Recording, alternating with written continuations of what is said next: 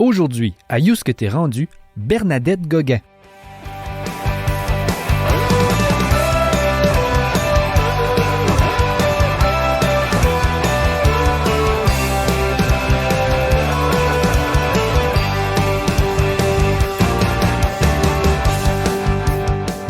On peut certainement dire que Bernadette Gauguin a le pouce vert. Elle est copropriétaire de la ferme Marcel Gauguin à Cocagne, soit une ferme ancestrale établie en 1778. Pendant l'épisode, Bernadette Gauguin parle de l'évolution de sa ferme et de la modernisation de la pomiculture. Elle revient aussi sur sa carrière en génie alimentaire ainsi que son implication communautaire, entre autres avec la coopérative agricole La Récolte de chez nous. Cet épisode a été enregistré à la mi-juin 2021.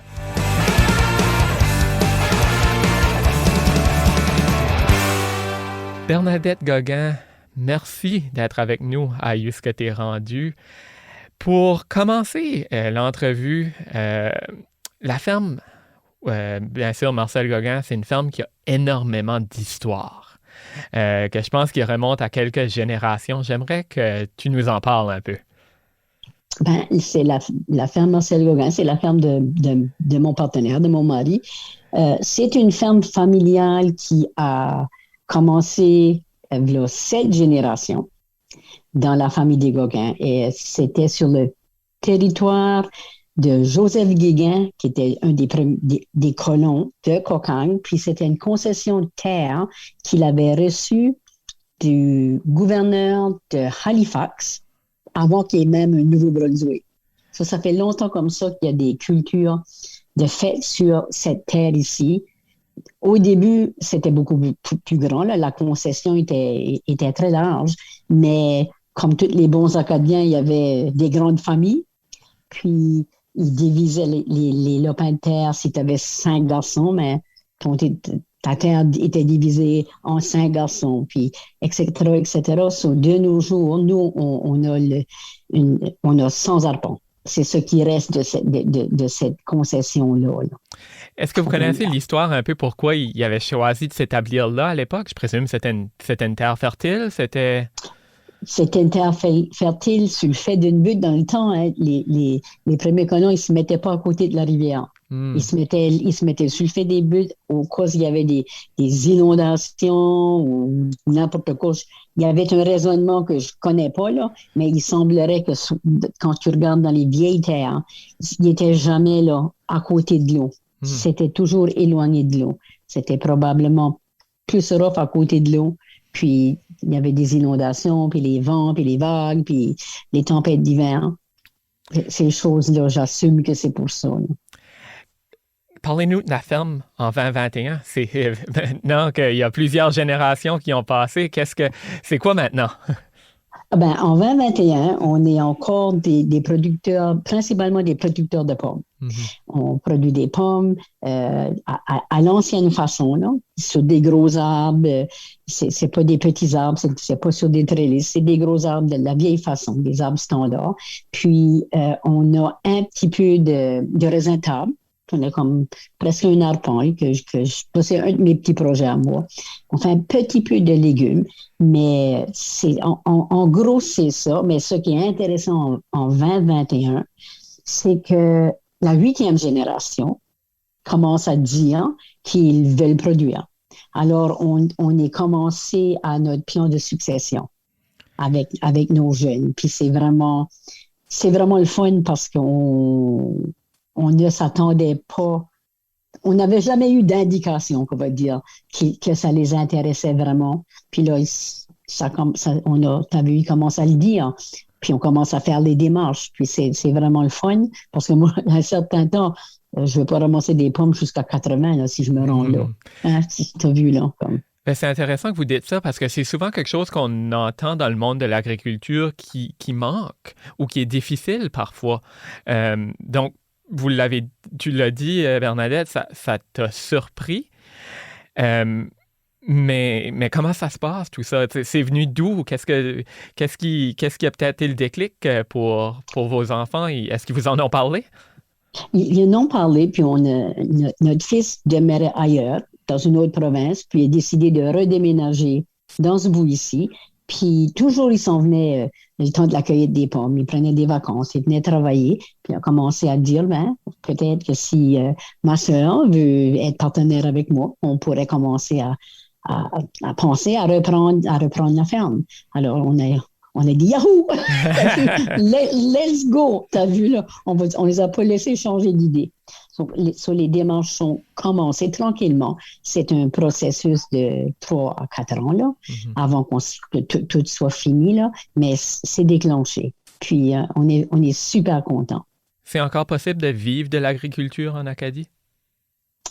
Pas sur une ferme de notre grandeur. Eux, ils ont des jobs comme moi, j'ai eu une job. Là, on n'aurait pas réussi à vivre le mode de vie que moi, je voulais, à juste rester sur la ferme. Il y en a des gens qui sont satisfaits de ça. Moi, je pense bien que j'ai plus gourmande, là. Je voulais plus de choses. Ça, t'as vu, là. Ça, j'ai travaillé à l'extérieur de la ferme. Est-ce que ça a toujours été comme ça ou est-ce que vous avez vu des changements dans les dernières années? Depuis le temps de ma belle-mère, jusqu'à temps qu'elle soit dans la quarantaine, 45, ils vivaient de la ferme. Elle puis mon beau-père. Puis il y avait aussi des vieux menoncles à la maison, puis les grands-parents, puis s'occupaient de toute la whole famille, mais ils vivaient de l'agriculture. Ils vivaient de ça ici.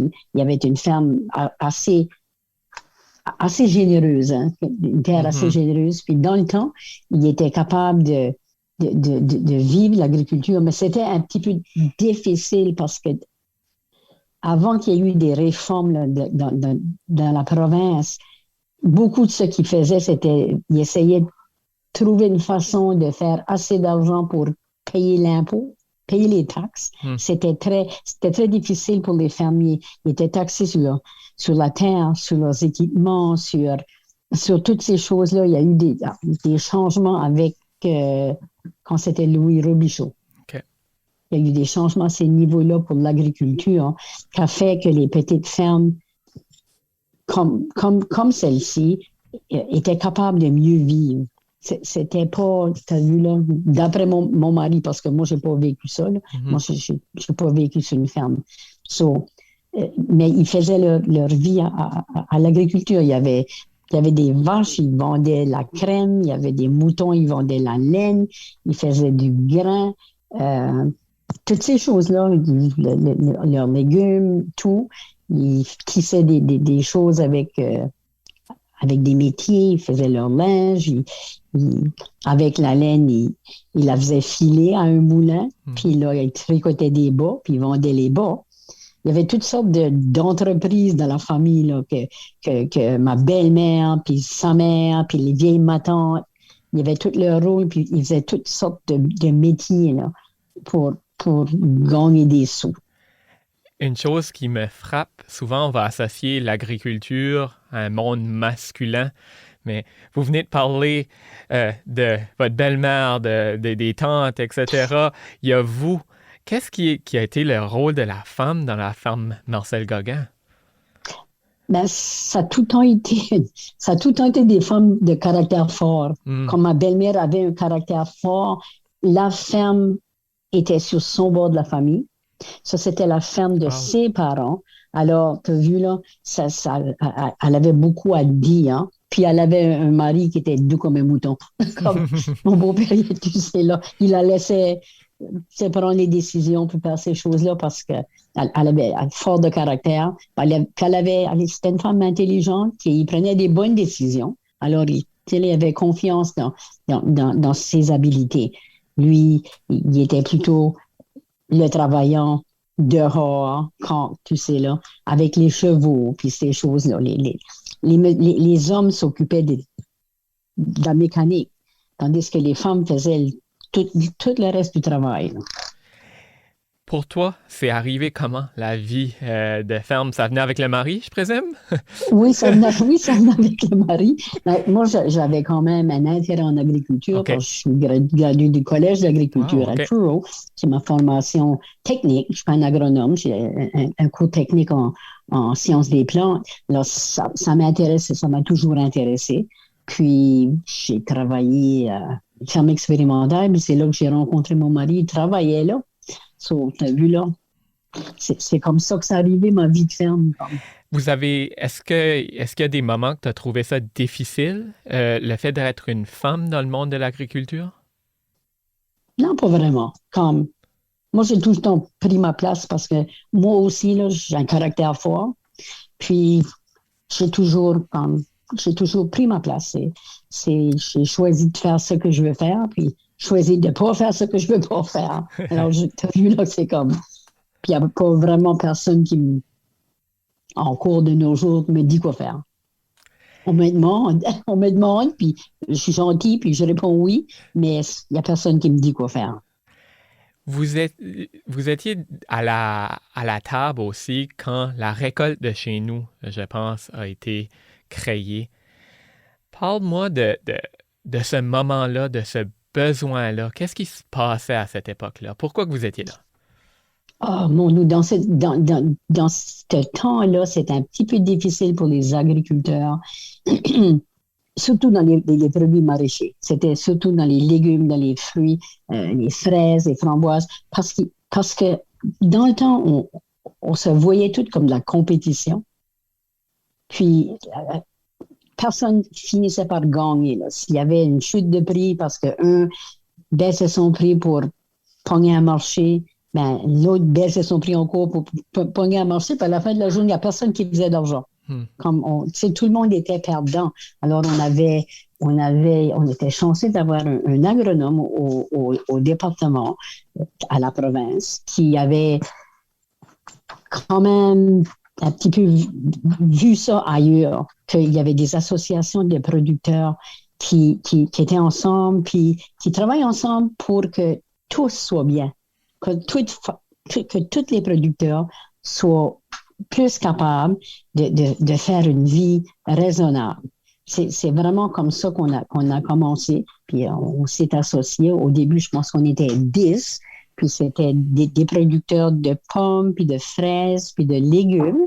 Puis on s'est pas rencontrés là, pour fixer des prix. Là. C'était pas ça. C'était pour se parler, puis faire du marketing ensemble, puis promouvoir nos produits, mais aussi les produits du groupe. Mm-hmm. Puis c'était comme ça. Là, ça a évolué beaucoup depuis le début. Hein. C'était vraiment un tout petit début là, avec pas d'employés, puis c'était du bénévole. Mais c'est comme ça que ça a commencé. Il y avait beaucoup de vouloir là, de la part de tous les producteurs. Tout le monde était content de s'associer puis voir comment est-ce qu'on pourrait mieux faire ensemble. Quand vous regardez ça aujourd'hui, qu'est-ce que tu en penses? Qu'est-ce que ça fait? Moi, je suis vraiment contente. Je suis vraiment fière de l'association parce que on continue encore à faire ce qu'on avait dit au début, à supporter l'un et l'autre, puis faire sûr que tout le monde profite de ce métier-là, qu'on est capable d'aller chercher des marchés, puis qu'on est capable de faire la vie qu'on veut avec nos fermes.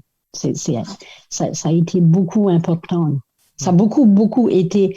Il y a des gens qui ne comprennent pas l'importance de la récolte de chez nous. Ça a vraiment été une association qui a fait beaucoup pour l'agriculture du sud-est. Là. On revient à la ferme. Qu'est-ce qui est les plus gros défis en ce moment pour une ferme comme la ferme Marcel Gauguin? On a des défis de production parce qu'il y a beaucoup de changements dans la pomiculture.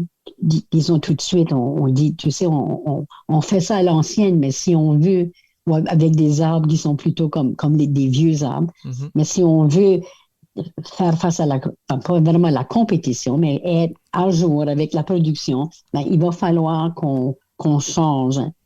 Des fois, comme c'est pas plaisant de changer à notre âge, là.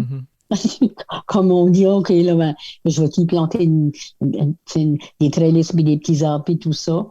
Peut-être pas moi, mais je peux faire de la recherche pour la relève. Les envoyer dans cette direction parce qu'il y a une direction différente à prendre pour eux que pour nous autres. Ça fait 2 fois que tu le mentionnes, de dire on fait ça à l'ancienne, qu'est-ce que ça veut dire dans le monde de la pomiculture, faire ça à l'ancienne puis faire ça maintenant à la nouvelle manière, I guess? Ben, ça que ça veut dire, c'est que nous autres, on a des vieux cultivars. On a encore des pommes, on a encore de la Macintosh. La Macintosh n'est plus en faveur avec les consommateurs de nos jours. Là. Puis on a la Cortland qui est encore très bonne, les gens l'aiment beaucoup, mais la Macintosh, elle s'en va. Tu as vu là, elle a fait son temps. Alors, il faut changer, il faut replanter. Puis, il faut aller avec les cultivars que les consommateurs aiment, même si ce n'est pas les cultivars que nous autres, on aime. Hein? Moi, j'aime bien la Macintosh, puis j'aime bien la Cortland, puis je la garderai. Mais si je ne peux pas la vendre, je la garde pour quoi, là? Comme pour qu'elle tombe à terre, c'est comme ça, là. Puis on a des gros arbres. On a des arbres semi-standards qui sont grands, là. C'est des gros arbres. Je sais pas moi. Je sais pas, c'est 25 pieds de haut. C'est haut, là. C'est plus comme ça qu'on fait des pommiers. À ce tour, on fait des pommiers un à tous les 3 pieds sur une corde, puis sur un trellis, puis avec quelques branches, puis toute la belle pomme. C'est comme ça que la pomiculture assure de nos jours. C'est comme ça que tous les producteurs s'en vont, avec des variétés qui sont en très grande demande. C'est comme le Honeycrisp, puis des Jazz, puis c'est des nouvelles variétés beaucoup plus sucrées. Le goût des consommateurs s'en va par ça. Alors, je veux dire, si on voudrait, puis qu'on aurait beaucoup de différentes variétés ancestrales, il y a un marché pour ça. Il y a un marché pour des choses comme ça, mais on a vraiment juste comme 4 variétés. On n'est pas dans ce cachet-là non plus, là. La saison des pommes, je présume ou la cultivation des pommes, il doit y avoir des années qui sont meilleures que d'autres. Comment est-ce qu'on vit avec Est-ce que c'est un stress pour quelqu'un qui est dans l'agriculture ou c'est la vie? On ne peut pas se stresser avec ça. Ben, c'est quand même un petit stress. Là. Si que j'avais pas une pension puis que j'avais pas eu une job à l'extérieur, ça m'aurait stressé beaucoup plus. Souvent, quand tu as vu là, il y a eu des années où ça a vraiment pas bien été. Il y a eu des jets, il y a eu toutes sortes de choses. Pour nous, on n'avait pas d'assurance récolte. Pour d'autres, ils ont vraiment de l'assurance récolte. Ouais. Les plus gros producteurs, ils ont de l'assurance récolte. So, quand tu as une mauvaise récolte, tu peux t'arranger. C'est pas pire. Nous, on n'avait pas d'assurance récolte. Puis vraiment, la seule fois dans 30 ans qu'on n'a pas eu de récolte, c'était comme 4 ans passés où toutes les fleurs avaient gelé. Ouais. On a eu 0, comme pas une pomme. T'as pas une pomme, c'était comme même faire une tarte, là, comme rien tout. Wow. Mais ça, c'était vraiment comme wow. Alors, tu sais, on a pu diminuer nos coûts de production parce qu'on n'avait pas de fruits. Tu n'avais pas besoin d'arroser pour des insectes. Puis tu contrôlais la maladie plus ou moins, là, mais il n'y avait rien. Tu sais, là, il n'y avait rien à faire. Les dépenses que tu aurais eues à engager quelqu'un pour faire le travail, puis les choses qu'on avait, on les avait pas. Puis quand c'est là, oui, il y avait une perte, on a été capable de récupérer quand même, puis c'était pas la fin du monde, on s'est organisé. Le pire dans tout ça, c'est qu'on n'avait pas ouvert notre U-Pick. L'année d'après, il fallait faire beaucoup plus d'efforts pour dire aux gens, on n'est pas fermé, c'était pas permanent, là. C'était une année qui était mauvaise, qu'on n'avait pas de pommes, mais on est ouvert de nouveau, puis notre production est reprise. T'as vu là, il y a un petit risque quand tu fermes pour une année. Mais on ne pouvait pas ouvrir, on n'avait pas de pommes. On n'aurait pas pu ramasser un boisseau de pommes dans 10 arpents. Wow. Ouais. Quand on parle d'agriculture, il faut presque parler de changement climatique. Comment vous les avez vécus à la ferme à Cocagne? Est-ce que c'est quoi que tu as vu, que tu as pu voir? Oui, on voit ça parce que Ben, comme cette année-là, que tu as tout gelé au mois de juin. Dans 30 ans de production, on n'a jamais vu ça. On a vu des fois qu'on avait perdu un petit peu de pomme, un petit peu de gel, là, tardif, mais jamais qu'on a vu ça. Puis, pour l'année dernière, on a vu un petit peu de gel encore pendant les fleurs qui étaient... Tu sais, ça avait fleuri même plus tard, c'était au début juin. Puis, on a encore vu ça, c'est bizarre. Puis, des grandes périodes de sécheresse, comme on en voyait des fois, ça aurait commencé à la fin juillet, puis 3 semaines au mois d'août, on n'aurait eu pas beaucoup d'eau, mais ça stressait pas trop les pommiers parce que c'est des racines profondes. Mais comme l'année dernière, il n'y a pas eu d'eau presque tout l'été. On a eu beaucoup de chaleur. Puis printemps, c'est la même chose. Là. Au mois de juin, des 32, des 34, comme c'est pas usuel, là, ceci. Là. Les températures qu'on a eues les 2 dernières journées, c'est pas normal. Puis ça a un effet, comme nous, là, les fleurs sont finies, puis on a une bonne pollinisation, on a un bon fruit set, on a des pommes assez. Mais quand tu as des chaleurs comme ça, c'est le temps que tu as toujours un petit ça tombe, là. Ça va tomber normalement, naturellement, une partie de ta récolte parce qu'il y en a trop, puis l'arbre, c'est quoi ce qu'il fait, là? Ils vont en lâcher une partie, mais avec des grosses chaleurs comme ceci, souvent, ça va en faire lâcher beaucoup plus. Ça fait un stress à la plante. Ça, c'est pas de quoi qu'on a vraiment vécu avant, là. On voit l'effet du changement climatique, comme sur les cultures, des raisins de table que moi, j'ai essayé 20 ans passés, ça n'aurait pas pris ici, là. Comme, on n'aurait pas été capable de les produire, ça aurait gelé l'hiver, mais j'ai aucun problème, là, j'ai pas eu de mortalité, ça fait 6 ans que je les ai commencés, là. Puis, il y en a certaines variétés qui n'ont pas bien fait, puis il y en a certaines variétés que je n'aimais pas, ça, je les ai enlevées, mais en tout, tu sais, là, ça produit assez bien, je suis comme surprise, je suis comme, OK, mais... Puis aussi, tu sais, des hivers comme qu'on a eu l'hiver passé, il n'a pas fait froid. Les insectes, ils hivernent mieux. On a plus de pression d'insectes. Puis, il y a toutes sortes de choses qu'on peut attribuer au changement climatique. Je reviens un peu à toi. Tu disais, tu as étudié en agriculture. Ça venait d'où, ce goût-là de ce domaine-là? Mon grand-père était agriculteur. Il y avait des vaches à lait. Chez nous, il y avait toujours un jardin. Ma mère avait toujours un grand jardin, mon père. On restait en campagne. Tout le monde, il y avait des agriculteurs partout alentour de nous quand on était jeunes. Tout le monde avait des poules et puis des cochons, puis un jardin, puis des petites jeunesses, on travaillait là-dedans, on allait au jardin, puis on travaillait là-dedans. J'ai toujours aimé ça, moi, même quand j'étais enfant. J'aimais ça, moi, Isarbi. J'étais la seule enfant dans tout le village de Memramcook, là, qui aimait Isarbi. Moi, j'aimais ça. Ça me relaxait. T'as vu? C'est pas mal pour ça que je me suis lancée de là-dedans. Puis c'était un domaine qui était beaucoup moins populaire pour les femmes. Ouais. Quand moi j'y étais, mais il y en avait quand même assez. Comment est-ce que ça a été reçu par ta famille? Ma mère était contente. Elle a dit, va au collège, fais n'importe quoi, mais faites quoi. C'était tout, là. Fallait qu'on fasse quelque chose. Au début, j'ai dit, es-tu certain que tu vas t'en aller à Truro? C'est toutes des anglophones.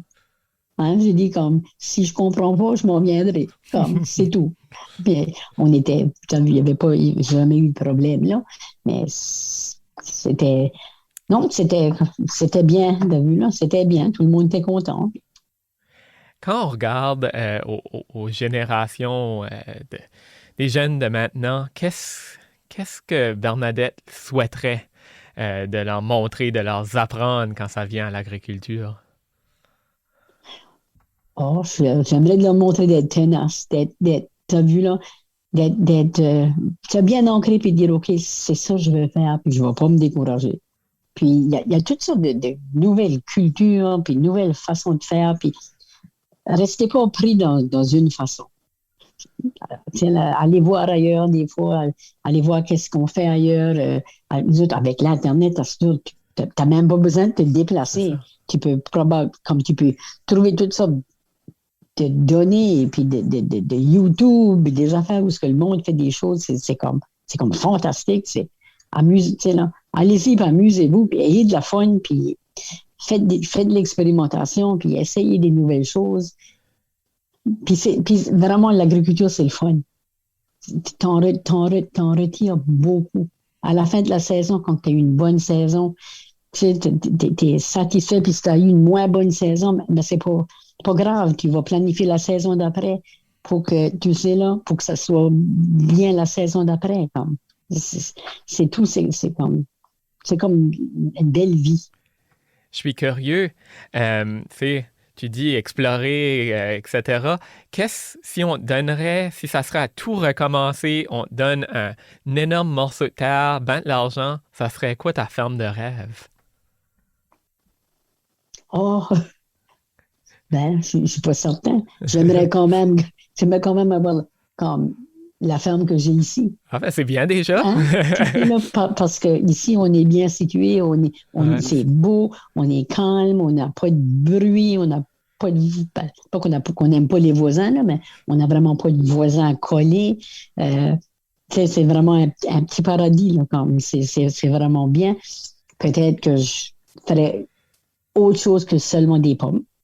J'aurais peut-être fait plus de légumes. J'aurais certainement fait des cultures en serre. Pas parce que ça me fascine, c'est parce que c'est de la fun au mois de janvier. Aller travailler dans une serre. C'est plaisant, là, comme. Il fait beau puis chaud. Il fait beau puis chaud, puis quand même, c'est l'hiver dehors, ben, tu rentres là-dedans, puis tu te sens presque au tropique. C'est comme. Hey, ouais, il y a du vert, puis ça pousse. C'est ça, tu as vu, là, janvier, février, j'haïs pas l'hiver, là, mais janvier, février dans une serre, c'est pas mal spécial. Tu mentionnais que tu as fait le choix d'avoir une carrière professionnelle. Pas que je veux dire que l'agriculture, c'est pas une carrière professionnelle, mais une autre carrière que l'agriculture. Ça a été quoi ce cheminement de carrière-là? J'ai travaillé pour Agriculture Canada comme assistante de recherche. J'ai commencé à la ferme expérimentale à Bouctouche, au tout début de la ferme. Mm-hmm. J'étais une technicienne en plantes, en légumes. On faisait de la recherche sur les légumes.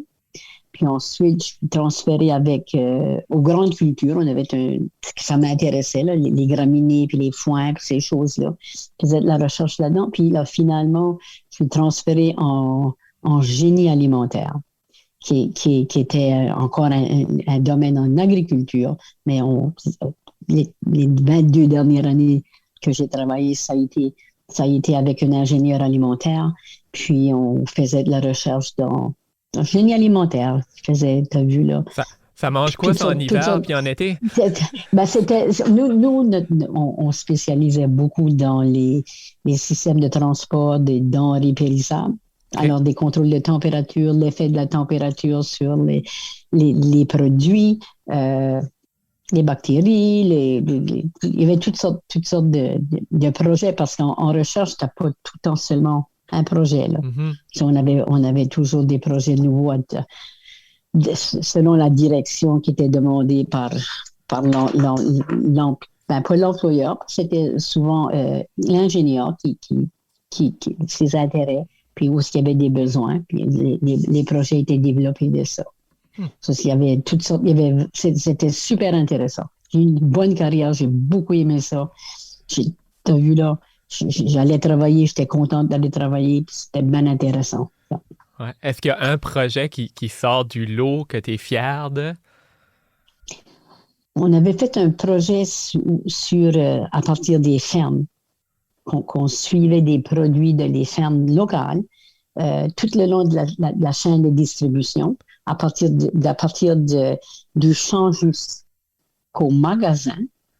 Puis on faisait des évaluations de la température, puis des charges bactériennes, puis ça c'est un projet que j'ai beaucoup aimé. On a fait ça pour quelques années sur différents produits. Puis c'est intéressant. Moi, j'aimais beaucoup travailler avec mes mains, puis être dans le champ, puis être dans l'usine, puis être dans le camion. J'aimais beaucoup ce type de travail-là. Puis ça, c'est un des projets là, que j'ai beaucoup aimé, qu'on a eu beaucoup de résultats intéressants. Puis, t'as vu, là, Qu'est-ce qui occupe Bernadette ces temps-ci? Parce que je sais quand on s'est parlé pour réserver une date pour l'entrevue, il y avait des soirs qui étaient occupés, etc. Qu'est-ce qu'il y a des projets sur la table en ce moment? Ben, tout de suite, c'est ça, on a encore des choses sur la ferme. Mm-hmm. Puis, je m'occupe un petit peu avec mes petites filles. Une fois de temps en temps, j'ai 2 petites filles qui vont sur une couple de jours par semaine, je m'occupe d'eux. Puis, dans le temps de... Tout de suite, je siège sur beaucoup de conseils de gestion, je fais beaucoup de bénévolat, puis souvent en veillée, ben, on a des réunions Zoom comme ça, c'est là depuis la pandémie. Ouais. J'ai toujours aimé faire du bénévolat, j'ai toujours aimé siéger sur des conseils de gestion. C'est au niveau de la communauté ou dans quel domaine? Je suis curieux. C'est surtout dans la communauté. OK. On a 2-3 organisations dans la communauté, puis comme la récolte de chez nous, je siège sur le conseil de gestion là, j'ai déjà siégé, j'étais partie pour un bout de temps, pris un break, puis là, je suis retournée, comme des anciens, là, tu as vu, de temps en temps, on a des jeunes, mais ils cherchent des anciens. J'ai retourné, puis, je travaille avec... le 150 ici à Cocagne, où on fait des activités pour les personnes de 50 à plus, puis mesures d'urgence, puis toutes sortes de choses. Là. Il faut que je m'apprenne à dire non. Tu sais, parce que ça devient des fois que tu passes beaucoup de temps à faire du bénévolat si tu t'apprends pas à dire non. Je commence à être mieux pour dire j'aimerais bien ça, mais tout de suite, j'en ai assez sur mon assiette. Puis moi, j'aime l'été, puis t'as vu là, les grosses chaleurs, ben je reste pas à jardiner, là. Je m'en vais à la côte, ils mettent les pieds à l'eau, puis on est à côté de l'océan. On est bien placé pour ça. Ah oui, on profite du beau temps tout le temps. Moi, je profite du beau temps tout l'été. Comme je m'en vais à tous les jours, à l'eau. Quand tu as vu, là, à partir de maintenant jusqu'au mois d'octobre. On arrête rien quand il fait trop frais quand on a trop frais quand on sort de l'eau. Pour terminer, qu'est-ce qu'on peut souhaiter à Bernadette Gauguin pour l'avenir? Oh, mon doux. Ben, que la vie continue à être aussi belle qu'elle est. Aujourd'hui, comme moi, je manque de rien, là. J'ai mes enfants proches, mes petits-enfants proches, notre ferme, ma communauté, les amis, la plage, comme, je veux dire, ici à Cocagne, c'est le paradis, là. Qu'est-ce que je veux de plus que ça? C'est super. Merci beaucoup pour ton temps. Heureux de voir que tu es heureuse dans cette vie-là. Merci du partage. Merci de nous avoir parlé du monde de l'agriculture. C'est un sujet qu'on n'avait pas encore touché au podcast, donc ça a été super intéressant de jaser de tout ça avec toi. Ben, merci bien. Ça m'a fait plaisir. Salut tout le monde, c'est Marc-André. J'espère que vous avez apprécié l'épisode avec Bernadette Gauguin. Avant qu'on se quitte, un petit mot pour vous signaler que cet épisode était le dernier de la première saison de You ce que t'es rendu. N'ayez crainte, j'espère revenir avec une 2e saison de You ce que t'es rendu dès l'automne 2021. Un projet tel que You ce que t'es rendu ne se fait pas seul. Un gros merci à ceux et celles qui ont cru à ce projet. Je pense entre autres à Lisa Leblanc qui a fait la couverture de l'émission, l'image de couverture que vous pouvez voir, et Joël Martin qui a créé les illustrations de toutes les personnes invitées, de ces belles illustrations que vous avez pu voir sur les médias sociaux. Également, un merci tout spécial à Joey Robin Haché qui a prêté sa pièce Game Over de son album 30 comme musique thème de l'émission que vous entendez en ce moment. De plus, un merci spécial à Marc-Samuel Larocque, la voix que vous entendez lire les biographies en début d'épisode. Marc-Samuel, le directeur général de Kodiak FM. D'ailleurs, Kodiak FM qui a généreusement prêté ses studios pour l'enregistrement des podcasts de You ce que t'es rendu. Mais en dernier, un merci tout spécial à vous tous, chères auditrices et auditeurs. Merci d'avoir été à l'écoute. J'espère que vous avez apprécié ce projet qu'est You ce que t'es rendu. Sur ce, il ne me reste qu'à vous souhaiter un bon été et au plaisir de vous retrouver très bientôt. C'était You ce que t'es rendu avec à l'animation Marc-André Leblanc. Pour ne pas manquer d'épisodes, assurez-vous de vous abonner sur Apple Podcasts, Spotify ou votre lecteur de podcast préféré. Yous que t'es rendu est aussi diffusé sur les ondes de Kodiak FM les jeudis à 18h. Vous avez des suggestions d'invités? Suivez Yous que t'es rendu sur Facebook et Instagram et écrivez-nous. Pour découvrir d'autres podcasts acadiens, visitez acadipod.ca.